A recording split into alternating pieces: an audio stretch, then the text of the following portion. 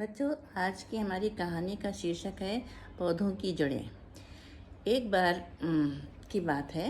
तेनालीराम की जो पत्नी थी उसको अपने बालों में गुलाब के फूल लगाने का बहुत शौक था। और वो गुलाब के फूल जो राजा के बगीचे में खिलते थे, उसे वो गुलाब के फूल बहुत अच्छे लगते थे। तो वो रोज़ अपने बच्चे को भेजती थी और उस एक फूल तुड़वा करके मंगा लेती थी और अपने बालों में लगा लेती थी। अब तो आप लोगों को सबको पता है कि तेनालीराम से सारे दरबारी जलते थे और किसी न किसी तरीके से उसको नीचा दिखाना चाहते थे।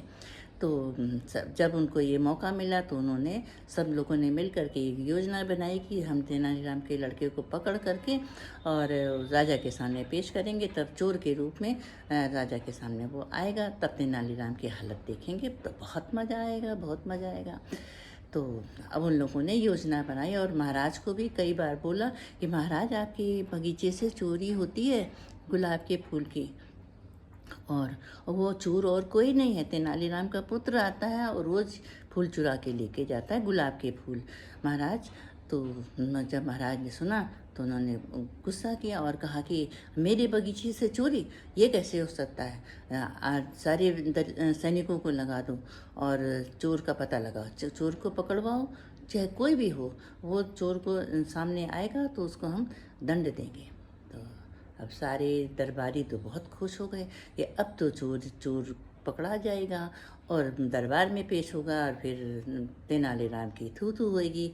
तो फिर सारे लोग, सारे दरबारी और बहुत सारे सैनिक मिल कर के वहाँ गए देखने के लिए।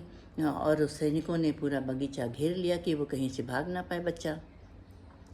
थोड़ी के और फिर दरबारी जो थे अपने साथ तेनालीराम को भी ले गए कि मैं देखूंगा, जब इसका बच्चा निकलेगा सामने, चोर पकड़ के आएगा ना, तब देखूंगा इसकी शक्ल कैसी है।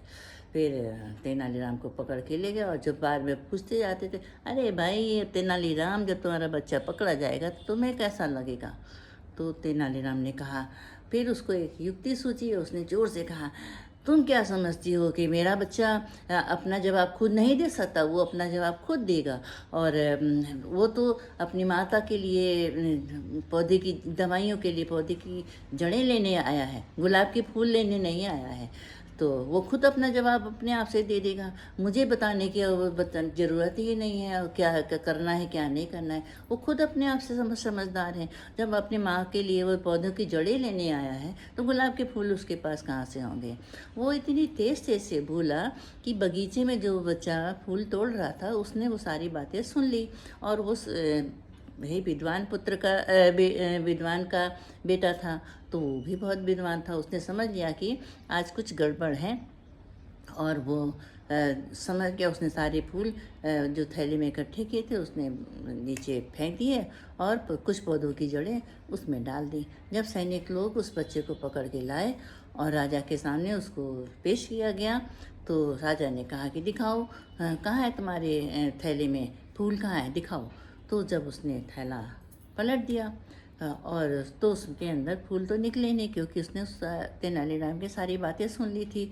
और उसने फिर कहा कि ये तो जड़ें हैं, पौधों की जड़ें हैं, मेरी माँ की तबीयत ख़राब है और उन्होंने ये मंगवाया था कि कुछ जड़ें लेकर के आओ, तो मैं उससे इसके दवाइयाँ बनाऊंगी और फिर उससे मैं अपना इलाज करूंगी।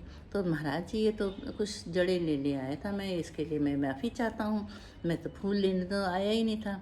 तो सारे दरबारियों का मुंह बिल्कुल छोटा सा रह गया और उनकी जो बात थी वो झूठी हो गई।